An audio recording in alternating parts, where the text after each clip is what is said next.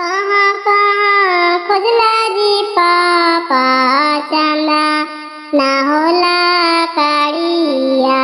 कहाँ कहाँ खोजला जी पापा दूला रोदा मधुआ। जंगले जंगले खोजली गे बेटी चांदा ना होला काड़िया। सहरे सहरे खोजली गे बेटी दूला रोदा मधुआ। कैसे कैसे चिन्हला जी पापा चांदा ना होला काड़िया।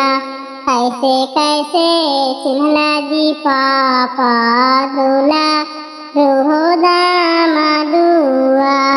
धामा धामा करोगे बेटी चांदा नागेला काड़िया। टुसुर बोलोगे बेटी दूला रोदा मदावा।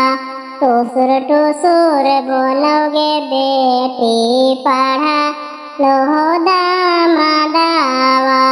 इंग्लिश बोलिया बोलोगे बेटी पढ़ा लोदा मधुआ।